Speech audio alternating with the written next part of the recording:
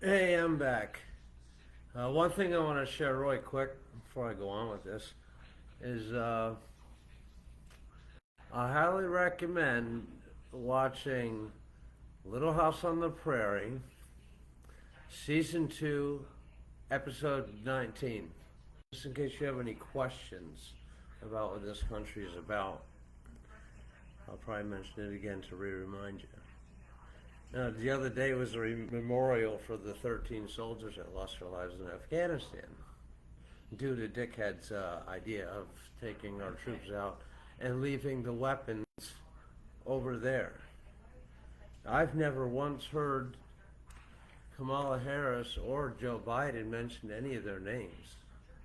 Donald Trump contacted the families of every single one of them. He was at the memorial, but Biden was at the beach. Who knows where Dingbat was? They didn't care because they don't want to own up to the mistake that they made. Another thing I saw tonight is on Sky News. There's a woman that does a show on there, Rita. I can't think of her last name. It appears to be like a East Indian name. She's either British or Australian, but she has a show called Lefties Losing It. And believe me, these lefties are losing it. They had one guy in a, oh, sorry, it's probably illegal for me to call him a guy because this is what he was complaining about. Appeared to be a fast food restaurant, and somebody called him sir. Now it's pretty obvious that this guy's a sir. I'm sorry. I mean, the voice, his body type, and everything. He even looked like a male human being. And he yelled at everybody in the whole place because they called him sir. Another guy who was, again, this guy's like 6'2", and it was in what appeared to be a convenience store, and he was called sir. Oh, he was ready to jump over the counter and beat the shit out of the cashier over that. These people are losing it. And now all of a sudden, Kamala Harris wants to build a wall. And Goofball, her VP pick, God, that guy's goofy. He says if they build the 20-foot wall, he's going to invest in 30-foot ladders to put on the outside of the wall so they can get in here. He spoke of 25 years in the National Guard. Think of the name National Guard. Shouldn't they guard a nation? Well, ask this dickhead if he knows how to guard a nation that he's been with the National Guard 25 years. Plus, he's also the guy that wants to put tampons in the boys' bathroom. Now, why would a boy want to menstruate?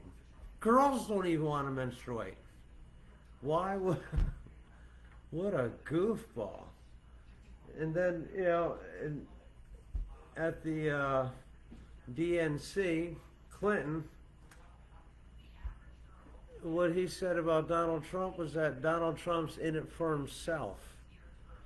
First of all, he had shitloads of money before he was ever even our president.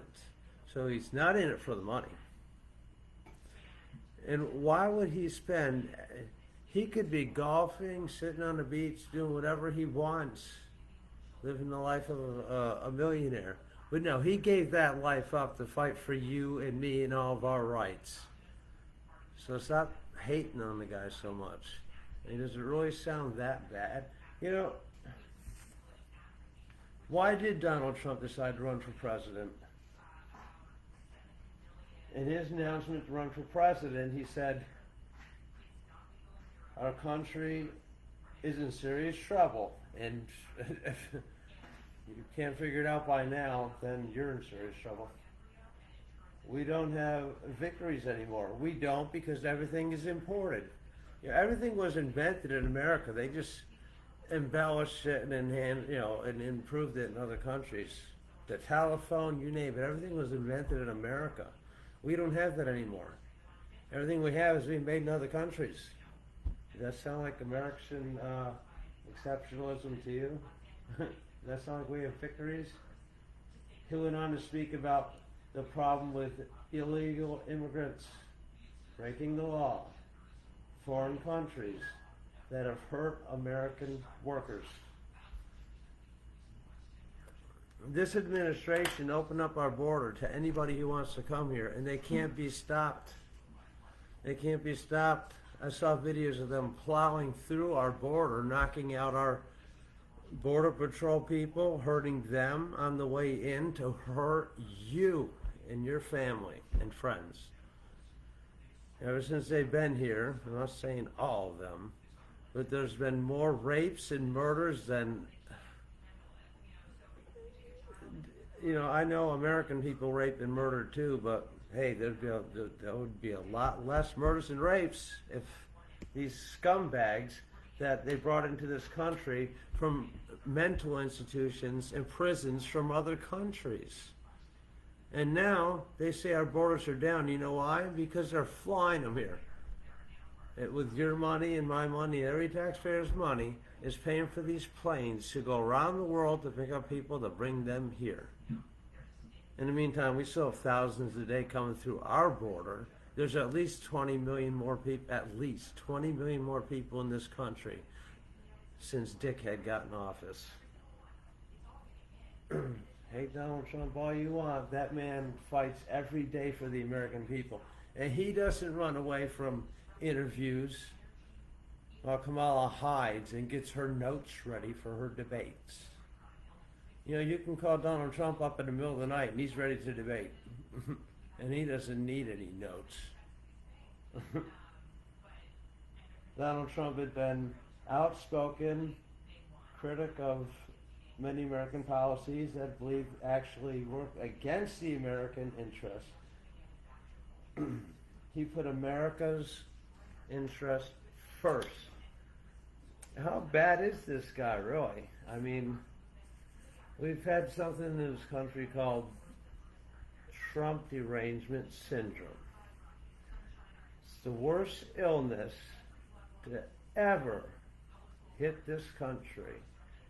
And I don't want to lose my country over this, just because some people don't like one person. And has anybody ever listened to his speeches, or just the one little sentence that CNN or MSNBC tell you? Watch other news stations. There's other news stations besides MSNBC and CNN. Try Fox even. Fox at least gives you both sides of the story. CNN and MFC are just like people that they hired on there. Oh, as long as you hate Donald Trump, you got the job. Listen to Dickhead Joe in the morning and his wife. These people are crazy.